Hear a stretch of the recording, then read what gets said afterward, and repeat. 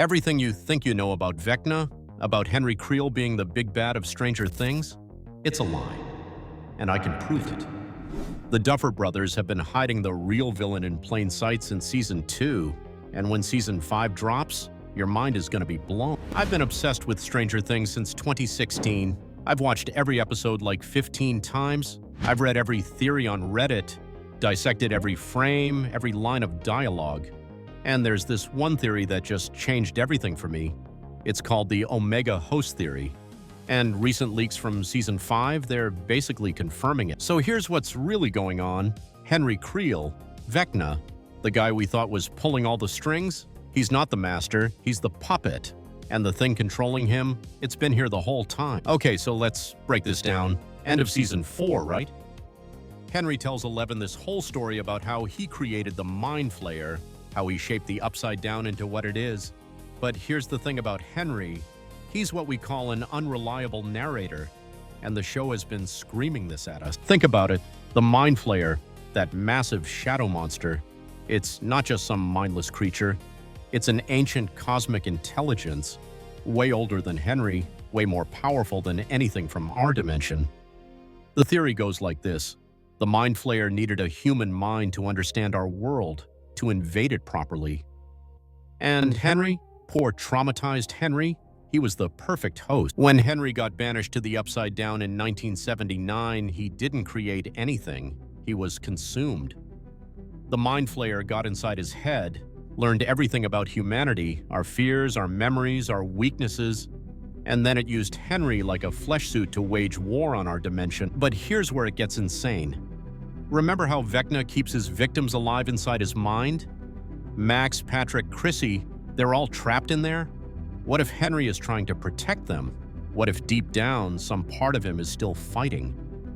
Building a library of human consciousness inside himself, waiting for the right moment to rebel against the monster that's wearing it. The Alice in Wonderland references aren't random people. Henry is the white rabbit, running against a clock he doesn't control. I'm late for a very important date.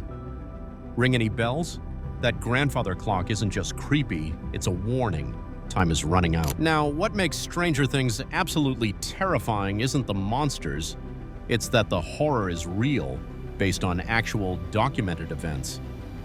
Project MKUltra wasn't fiction.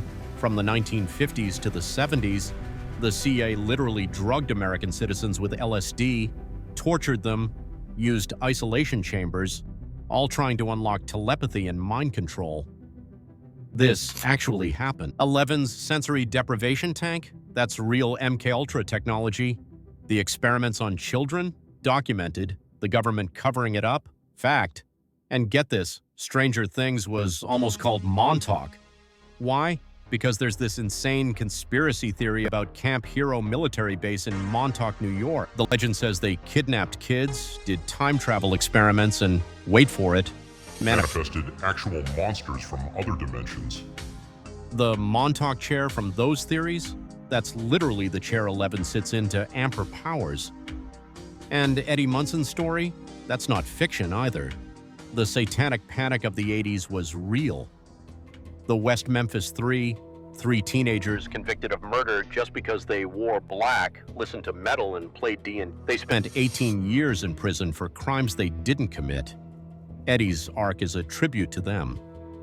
Sometimes the real monsters are society's paranoia. All right, so here's where leaks come in. And trust me, Season 5 is going to be insane. The Duffers confirmed it. This is Will's season.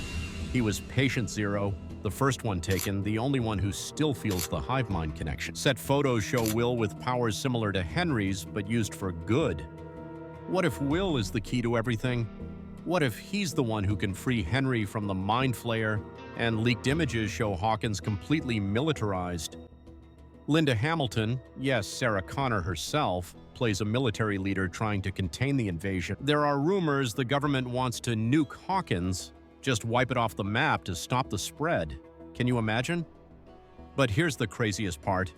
Multiple sources say there's a time jump. The kids are adults now, fighting in a post-apocalyptic Hawkins.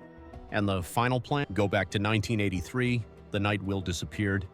Stop the first gate from ever opening. break the cycle. If the Upside Down is a copy of Hawkins, the only way to destroy it might be destroying Hawkins itself. That's the impossible choice they're facing. Stranger Things started with a game of Dungeons and Dragons, kids around a table fighting imaginary monsters. It's gonna end the same way, with an impossible choice, a roll of the dice. Do they save Hawkins or save the world? And Henry Creel? We're gonna find out if he was the monster he claimed to be, or just a broken kid who stared too long into the abyss. And the abyss stared back. The Mind Flayer didn't choose Henry randomly. It chose him because he was powerful, because he was broken, because he was exactly what it needed. But here's my question for you. Do you think Will's gonna make it out alive? Because I have a theory about that too, and it's dark. Drop your theories in the comments. Tell me if you think I'm onto something or if I've completely lost it. And subscribe, because when Season 5 drops, we're doing a full breakdown of every episode. I'm telling you right now, the Duffer Brothers are about to blow our minds, and I cannot wait. See you in the Upside Down.